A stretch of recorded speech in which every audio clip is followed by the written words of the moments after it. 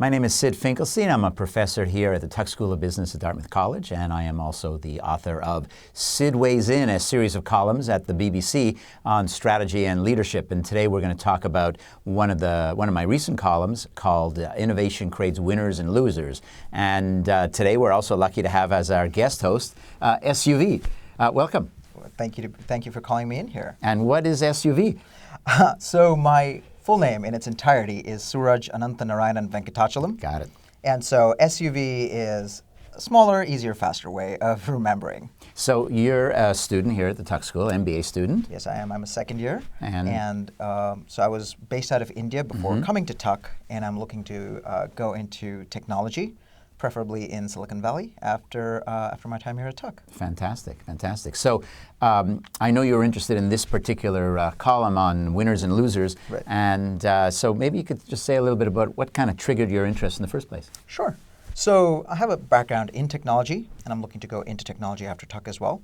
And so innovation is a big part of the tech space, whether it's within tech itself or disrupting a separate set of industries. Mm-hmm.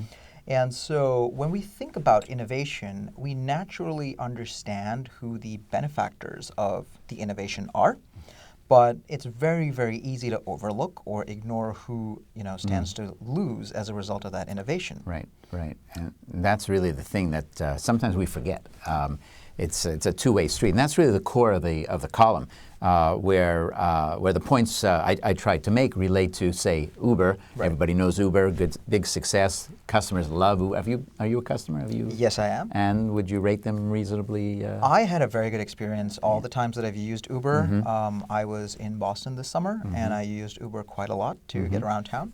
And I had a magnificent experience. So Uber's good, but who suffers? Who loses? Well, established taxi companies, to be sure. Right.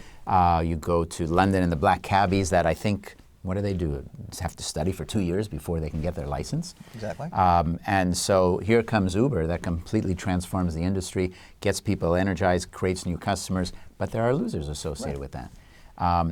Another example is in healthcare, maybe even bigger examples in healthcare. Mm-hmm. Over the last couple of years, there have been a whole series of drugs, and this is going to be accelerating, I think, because of the trend in the pharmaceutical industry, right. of new medications that are incredibly expensive but do almost magical things.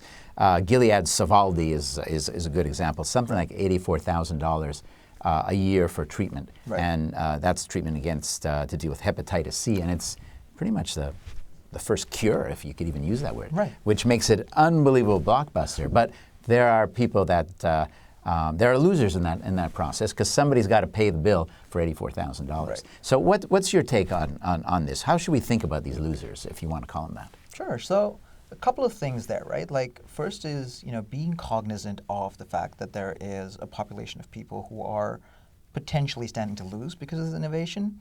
You mentioned the cabbies in London because of Uber. Mm-hmm. So that's the first part, is to understand who stands to lose. And the second and third parts are sort of seeing whose responsibility is it? Is it the responsibility of the innovator or the entrepreneur to be cognizant of the fact that a population would stand to lose? Mm-hmm. And are they supposed to take that into account when innovating? And but hold on, we live in a capitalist society. We do. Since when do the innovators have to care about the losers? Their job is to create losers. I mean, that's kind of what we teach you in business school to some extent. Well, there's also the question of then, where do you sort of draw a line in the sand then, in that you could innovate to the extent that a lot of people stand to lose. And so how does one then think about that? Whether, there are innovators out there or, the business school students of today could be innovating in fields tomorrow. Mm-hmm. And so how do we as business school students then think about innovation when we think about people standing to lose as a result of that innovation? Yeah, so earlier we were talking about kind of an interesting notion about, how is it that Uber and all the rest have innovated in the first place? Somebody had to have done something already, right? Right. So how does that fit into all this? The way I would think about it is that, if there weren't these, the population that we term losers today, like for example, let's take the example of Uber. And so we're looking at the populations of cabbies and New York City taxi drivers, for example. And so if they didn't exist, and if there weren't these rules and regulations that they had to follow, would there have been a need for innovation? So it could have been a free-for-all earlier where Uber wouldn't have been such a big innovation. Right. So had it been a free-for-all, would Uber have happened at all? Interesting. Well, there are certain technological changes, obviously, that have occurred that make an Uber type of interface possible, and smartphones and all the rest. But more generally, I think your point is right. The fact that there are regulations in place constrains established companies, forces them to follow certain rules. Right. And that opens the door to new companies coming out with innovations that break the rules. And that's where the conflict starts to occur. Right. Because, the taxi companies around the world, they're either banning Uber or getting the local governments to ban Uber or going on strike. In France and Paris, they've just been doing that, which is not that big a deal in Paris, I understand, but still. And so they're really struggling to try to figure out what to do because they feel like they're handcuffed. Right. But I'd rather have the innovation. I don't like that problem. I wish we could figure out a solution to that problem, but I don't want to give up the innovation. Right. Because if we take that argument further, then that seems to be the natural progression, is that we should put a stop to innovation because these regulations exist for a reason. And obviously that's not, a viable solution either. And so then it's really that little gray area in between these two, extremes of no innovation versus out-and-out disruptive innovation. And so then it's about understanding how do we innovate in a way that is beneficial for the maximum number of people, but also does not blatantly disregard regulations that have been set up. And I don't know the answer to this, but whose job is it to figure out how to balance those two? Because you're a technologist, you're going to go to Silicon Valley, you're going to be surrounded by entrepreneurs. You may very well become an entrepreneur, get involved in the startup. Your job is just not to worry about all the other stuff. Your job is to come up with something new that customers value, that customers are willing to pay for, and that adds some value to people in that regard. It's not really your job to worry about all the former competitors that are struggling. Right. I mean, you look at Netflix. People are not upset that Netflix has put Blockbuster out of business, unless you're a shareholder of Blockbuster, of course. We're not upset about that because that's capitalist society. It's creative destruction, to use the old Schumpeter term. Right. We should recognize there are losers, and it sounds like you're on board with that.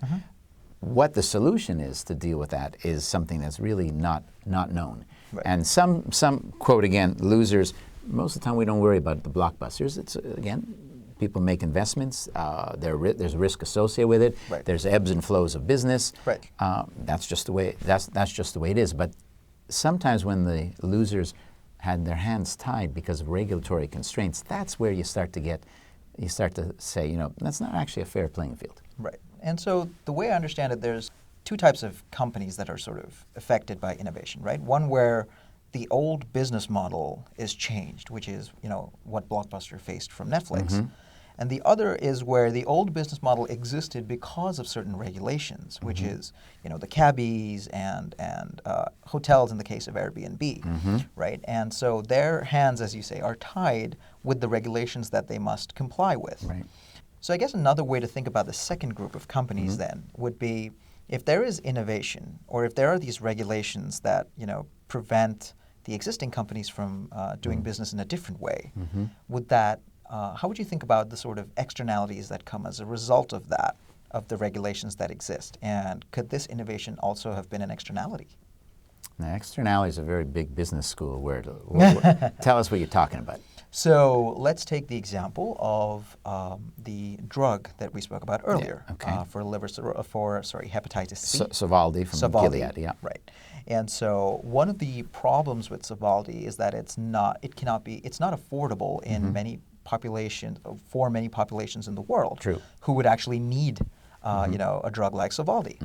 And so isn't there a greater likelihood of there being sort of black markets or even IP violations in order to sort of reverse engineer a drug like Sovaldi? Yeah. So solutions will form whether they're legal or illegal. Right.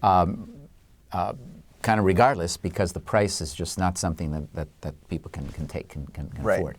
Yeah. One of the things that's happening with big pharma companies, of course, are negotiating deals with other countries Right. where they're dramatically lowering their price. But even that, if you take 84,000, you take, I'm not even sure, but let's say $2,000 a year. That's quite a discount. It's like 90% plus a discount. Right. That still might be too much for people to afford. It creates an interesting problem for pharma companies because Right. when you present this debate with them, they're going to say, well, if we're not getting that type of revenue from the drugs that work, we don't have the ability to continue to invest and do our R&D and create these kind of amazing things that we're occasionally coming up with. So it's a real challenge. Pharma in particular has a big challenge because cost pressures have been pushing prices down around the world, and even in Western economies.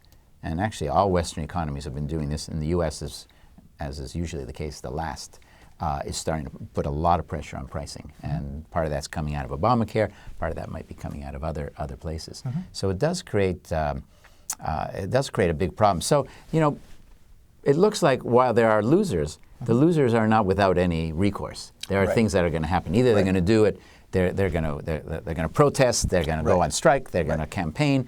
They could copycat. Taxi companies can create that interface that Uber has. That's not secret technology. It's not that hard to do actually. I think a couple of taxi companies have Yeah. actually created apps. And go back to the Netflix Blockbuster. Blockbuster could have done what Netflix ended up doing. In fact, it had a little side business to do that. But they were unsuccessful because it's just not that easy to do. Right. Right. So it's an interesting debate. I think no one's against innovation. I think innovation is the driver of economies and standard of living. But when there are losers that are when there are losers, they're not going to sit back and let it happen to them, number one. And number two, when those losers come up or suffer their fate because of regulatory constraints, that's where we need to think about, are we unfairly discriminating against them? Sure. Yeah. So an interesting discussion. Great. Hopefully you'll take some of these ideas and kind of balance it out when you're in Silicon Valley, and Definitely will. we're gonna be watching. Thank you very All much. right. Thanks, SUV.